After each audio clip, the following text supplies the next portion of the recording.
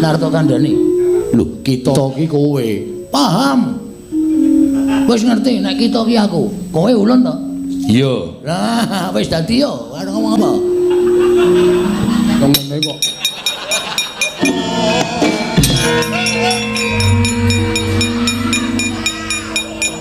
Lho, piye? Piye jengkolmu kowe? Daratane iki kono kok mlayune rono. Tambah jero. Rumangsa ulun kok ming menungsa kaya ngene kok. Mula kita madhep rono, nggih. Wis tata-tata, sampun pukulun. Ulun nuncalke. Kita kuwi rung tak paringi jeneng. Oh iya. Lho kok merangkul dewa. Lakon kok lali. Ulun paringi tetengel begawan Godo Githik.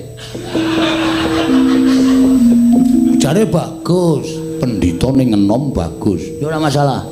Wong iki sajake rada edan dengkulmu mlocot lho. Karo ratu kok ngunake dengkulmu.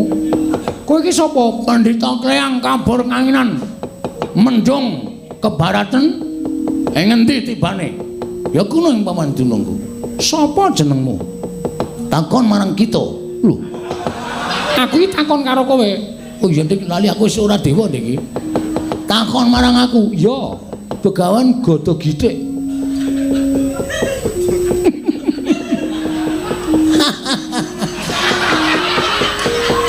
Melu guyu. Ayo ben gayeng. Godo Githik dasar ora nyata. Janaka wonten paring adhawu. Ana pendhita tuwa jenenge Godo Githik. Kowe ora takon sapa jenenge adiku iki? Ora sudi. Ngopo takon?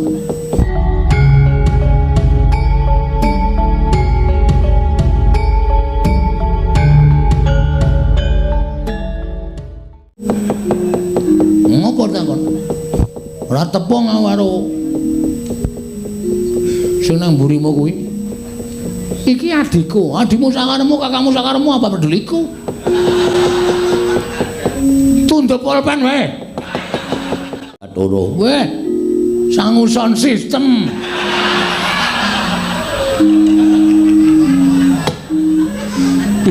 Dalah. Se. Cengengesan. Bagong. Kowe sapa e? Lho, ora basa karo ulun. Oh, kowe ulun.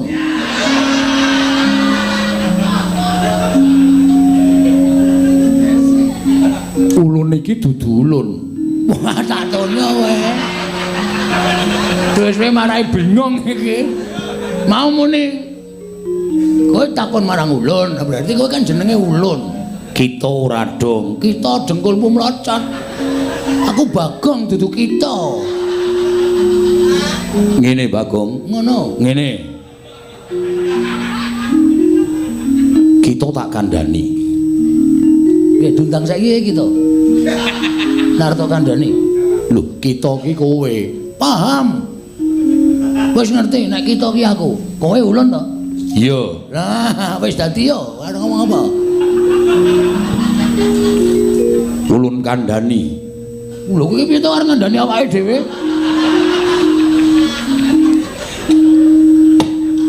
Ulun iki dewa. Dewa? Iya. Ulun dewaning samudra. Wah, sing tunggu segara. Iya. Kita mbuya ngerti. Wis ngerti kok sik mbuya. Dikandhani kita. Kita ngandani mbuya berarti kita itu ngerti karo mbuya.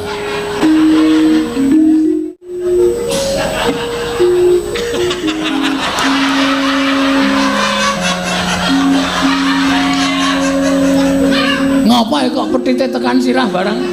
Ulun buyer. Pripun? Panjenengan pukulan to? Iya. Ah, kene ngerti. Pukulan sapa? Pukulan Sang Hyang Baruna. Lho kok kaya bis. Lodane endi? Bagong wis. Pokoke nek urung bubar urung arep leren lek Kumbanyol. Iya. Ulun iki Sanghyang Bathara Baruna. Bagong, ulun bakal takon lawan jeneng kita. Kita ora ono. Kita kuwi kowe. Apa to sababe jeneng kita nganyut tuwa ana ing samudra? Nganyut tuwa ki apa? Lalu kepengin golek dalaning pati. Ora ketemu e. Golek dalaning pati ki angel. Penak golek dalaning burung. Lagi arep ngono kae diwayah. Kaya do pinter-pinter. Soale kan barang dolopi ming. Merga nganu pukulun. Kita sampun mboten saged gesang wonten ing Madyapada. Iya. Amargi kita menika bingung pukulun. Iya. Kita bingung karena kita dipunarani dening Raden Janaka. Kita menika tumindak mboten sae kalian Dewi Banawati ya, padahal kita mboten berbuat seperti itu. Iya, Bagong. Nggih, pukulun. Pripun? Sampeyan ra iso gagas lelakon sing dilakoni dening kita menika ta? Mula terus kita golek dalaning pati. Mekaten, pukulun. Ulun ingkang nyelametake lawan jeneng kita. Niki kula malah bungul. Gumun kok bungum. Kula malah gumun, pukulun. Kok dadi kita kok mlebu teng jero banyu kok mboten iso keplebeken saka daya ulun. Oh, pinten bot? Lho. Daya ulun ki kekuatan ulun. Kekuatan ulun sing dipaniki marang kita. Iya. Sip. Kita ulun kandhani. Napa Bu Ulun? Bisik-bisik napa seru? Seru wae. Nggih. Napa Bu Ulun? Kita kudu bali marang jagat Padang. Yen ana lampune. Wis Bagong wis. Kita kudu bali marang jagat Padang. Tegese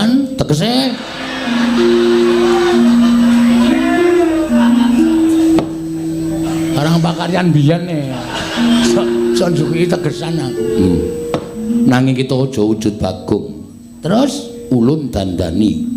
Nah, elek tak tonyo lho Bu Ulun. Kula gelem didandani ning kudu apik. Mergo kula niki wis elek, didandani elek mau lho. Bakal apik ulun ingkang dandani. Ulun paringi busana. Kita kuwi kok nganggo kathok kolor kaya mengkono. Anu Bu Ulun apa? Kebiasaan. Oh iya. Ulun dandani. Wujud menapa? Manut karo jeneng ulun. Ula ora. Menurut ulun dandani sono apa? Wis manut karo jeneng ulun, kita ulun paringi tetenger lan ulun paringi pusaka supaya kita bisa mateni Bagong kang mapan ana negara Ngastina. Weh. Berarti Bagonge loro. Iya. Kita.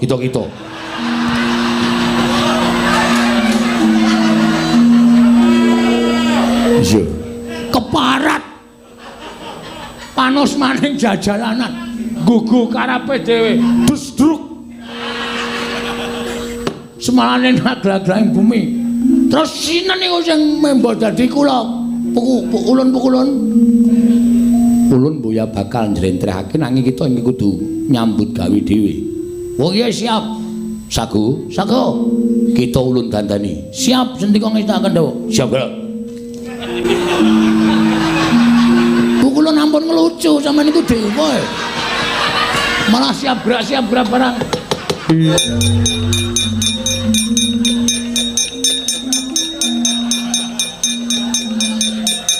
Bagongan lemet tenteng kleru. Wush. Kula wujud napa Ulun? Kita wujud satriya bagus. Tan Prabidu ya Raden Janaka mudyar kowe. Angus sasik ronda-ronda.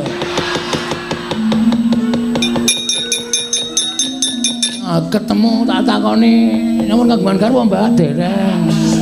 Sing kakung anu bojo kula sampun pejal, langsung tak kedhepi cening. Kita ulun dandani bagus kuwi supaya kita mateni Bagong kang mapan ana negara Ngastina. Kita mlaku apa ngrame. Padha nggih Sendika. Wah kudu golek tempolong iki. Nggo ngopo? Anggene tapa ngrame ya dombreng. Tapa ngrame iki tetulung marang sak pepadaning urip mongko tanpa pamrih. Sendika. Ulun paringi wujuding pusaka. Menapa Bu Ulun? Arane watu gumuk. Napa? Watu gumuk. Sing cepet, gumuk ngoten. Wegah ulun dewa kok didhawuhi.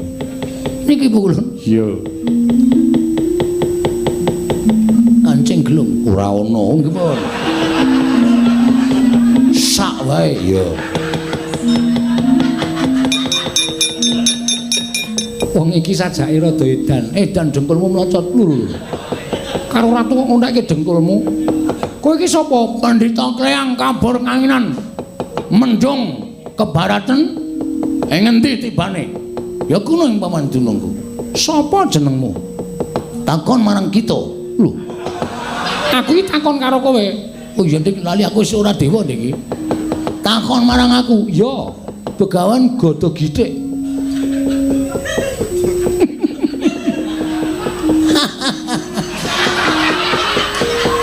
Melu guyu. Ayo ben gayeng. Gada Githik dasar ora nyata. Janaka wonten paring adhawu. Ana pendhita tuwa jenenge Gada Githik. Kowe ora takon sapa jenenge adiku iki? Ora sudi. Ngopo takon? Ora tepung karo sing nang mburimu kuwi. Iki adikku, adikmu sakaremu, kakakmu sakaremu apa peduliku? Wangune sajake kowe mendem rasa ora penak karo adikku. Iya ta? Ketara ora gelem tak tepungke. Tundhup pulpen wae. Ketoke Bagong sing tenan. Ampun ngawur sinuwun. Kula ingkang saestu niki wau kula dipeksa kon ganti training. Wo, neng ngono sing palsu sing mburi. Kresna. Ora ngawur, gawar ngawur. Iki lho, dimatke iki. Ngisore rong nandeng-andeng iki asli apa ora? Coba jawilen. Lho, gogro kono kok. Oh ya upil. Iki ketoke Bagong sing tenan. Ampun ngawur sinuwun. Kula ingkang saestu niki wau kula dipeksa kon ganti training. Wo, neng ngono sing palsu sing mburi. Kresna. Ora ngawur, gawar ngawur. Iki lho, dimatke iki. Oh ya upil.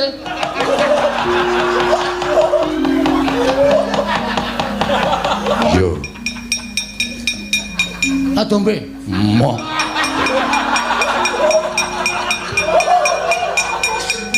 Setan kowe. Mengancam kehidupanku. Rene. Aku njaluk ngapura, Bagong. Ngapura. Rene. Iya. Adombe. Moh.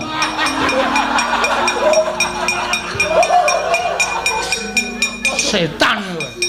Mengancam kehidupanku. Buah warese ya kaya ngono kowe. Ayo, kowe tak pasrahke Bagong, ajur kowe. Aduh sinuwun. Kula sampun tobat. Kancamu sapa? Kula namung piyambakan. Ayo bali. Ampun ngawur sinuwun. Kula ingkang saestu niki wau kula dipeksa kon ganti training. Wo, neng ngono sing palsu sing mburi. Kresna. Ora ngawur, gawar ngawur. Iki lho, dimatke iki. Ngisore rong nandeng-andeng iki asli apa ora? Coba jawilen. Lho, gogro kono kok. Oh ya upil.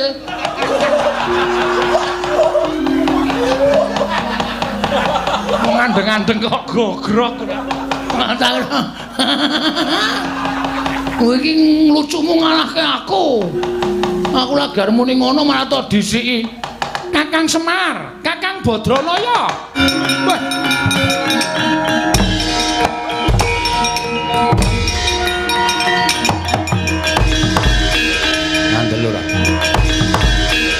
Ngandel ora.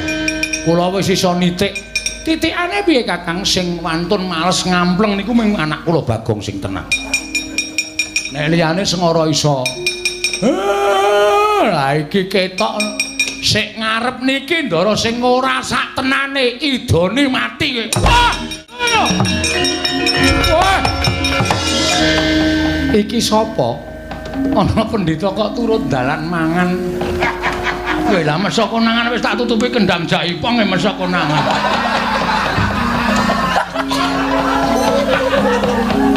Pendhita kok turun dalan gayemi wae. Ayo nggo kesehatan di sini pun. Iki sapa? Pendhita Kleyang kabur kanginan. Mendung kebaratan ngendi tibane yen kono papan dinaku aku Begawan Godho Githik. Wah. Godho Githik, Godho Githik.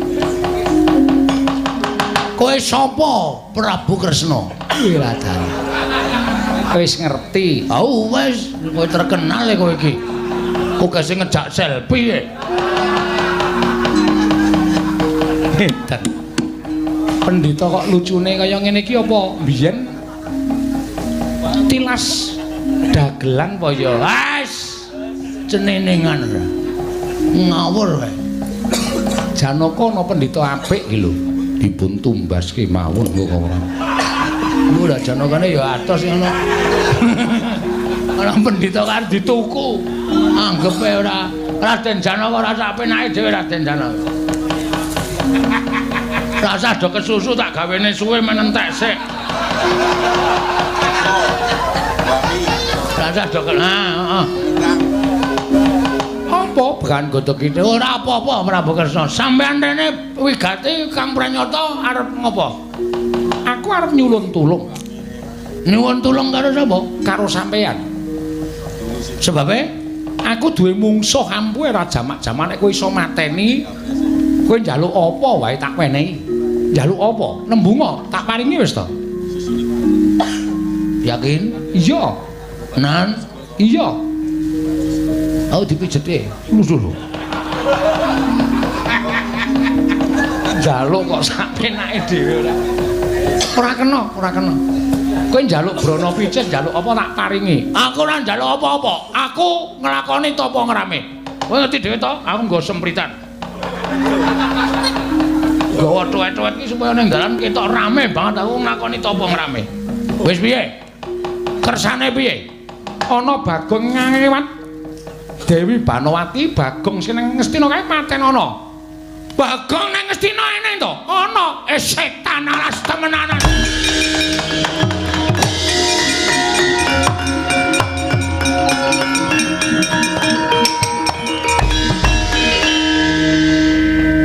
Menawi suwantenipun kula mboten pangling.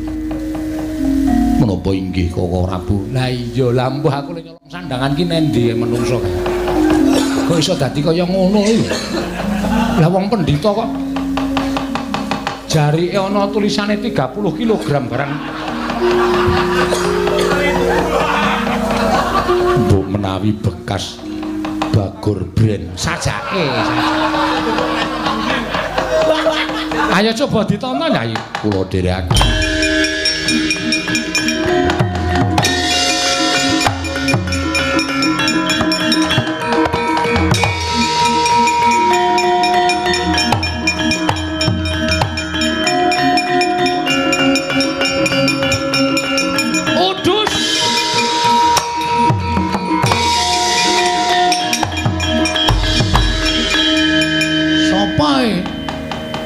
Rasa sopa-sopa iki menungsane sing ngisroh uripku. Lho kok iso jebles kaya ngono to? Asemi aku ya duwe treneng abang kaya ngono. Ya ming pas teles aku iki kok diagem kok. Wah, jan penyakit. Weh, aja ngawur gawar-ngawur. Kowe sing penyakit. Dian suarane ya padha. Kowe Bagong ngendi kowe? Lho, aku Bagong tenan. Ora ngapusi, aku ora ngapusi. Aku Bagong ora tau ngapusi. Pelok terane. Bondol tanganmu krincong sikilmu, lempah kowe. Maksude piye? Lho. Kok ora mandi ya? Lho. Bisu kowe. Beh. Modar ora, kapamu kapan? Ora. Ora modar. Wah, padha ae guyune, padha wae. Kowe mungsa aku kowe. Ngemrano sastra jendramu, watek naji jaya kaya tumpang sok. Gomo watek naji.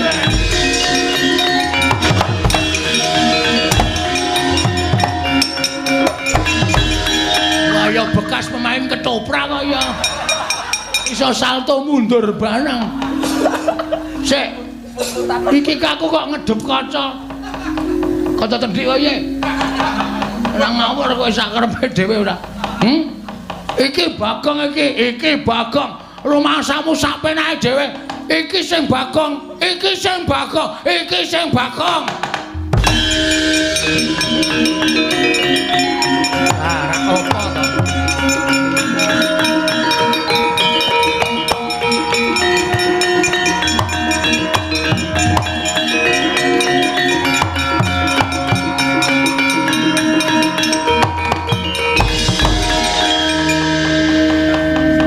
Apa to?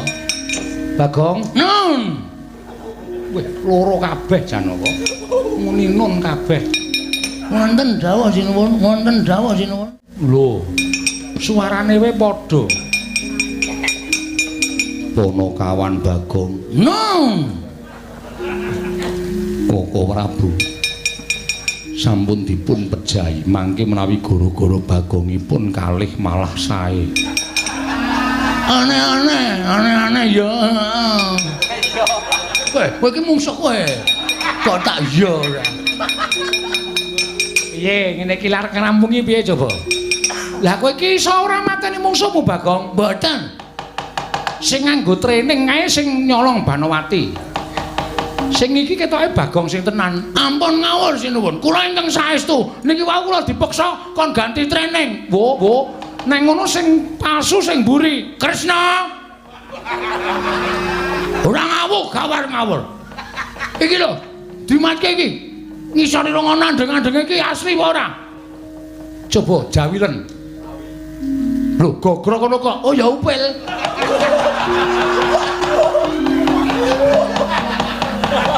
Andeng-andeng kok gogrok. Tak. Kowe iki nglucumu ngalahke aku. Aku lagi arep muni ngono malah to disiki. Kakang Semar, Kakang Badranaya.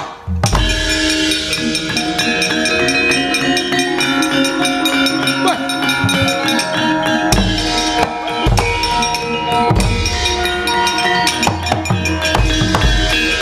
Ngandel ora. Kula wis iso nitik. Titikane piye Kakang sing wantun males ngampleng niku mung anak kula Bagong sing tenang. Nek liyane sengara iso. Lah iki ketok sik ngarep niki ndara sing ora sak tenane idone mati kowe. Ayo. Wah.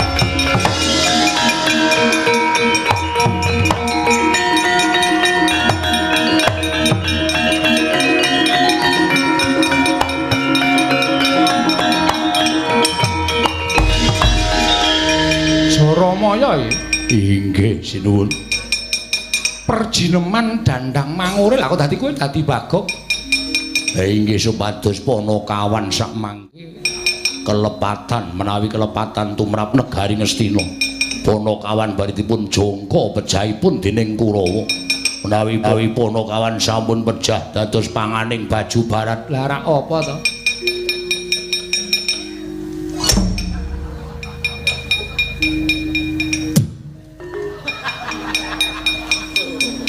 Anak kula nesu tenan nek pun ngidoni ngoten niku anak kula nesu tenan. Rene. Aku njaluk ngapura Bagong, ngapura. Rene. Iya. Atombe. Moh.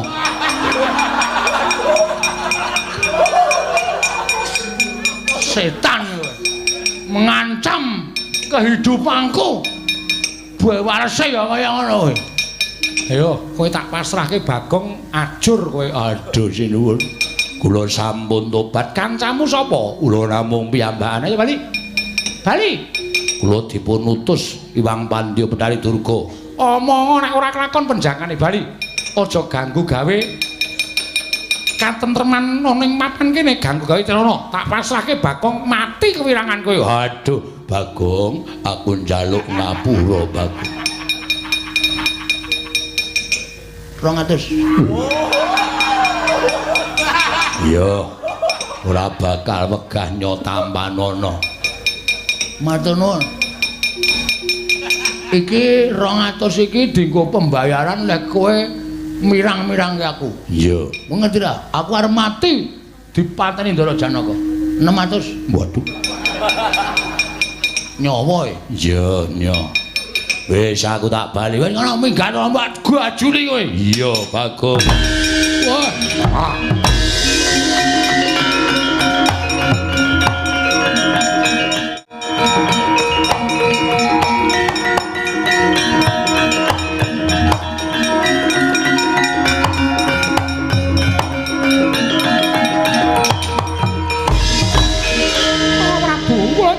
Punten. Menika wau kula kenging menapa kok Prabu? Lah, rak tenan to. Merga daya kemandene Bagong sing kedadian saka perjineman mau, wekasan iso dadi malik paningaling Nyai Ratu Banowati.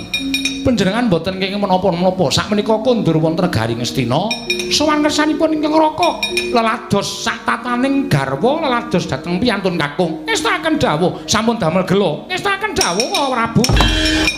Nyawa e? Iya, nyawa.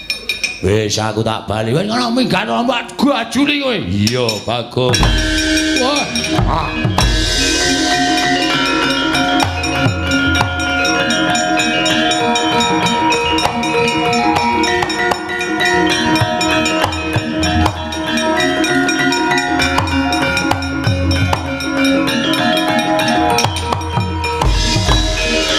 Prabu, kula nyuwun pangapunten. Menika wau kula kenging menapa kok Prabu? Lah, rak tenan to. Merga daya kemandene Bagong sing kedadian saka perjineman mau, wekasan iso dadi malik paningaling Nyai Ratu Banowati. Panjenengan boten kenging menapa-menapa. Sakmenika kondur wonten negari Ngastina, sowan kersanipun ingkang Raka, lelados sak tataning garwa, lelados dhateng piyantun kakung. Ngestaken dawuh, sampun damel gelo. Ngestaken dawuh kok Prabu.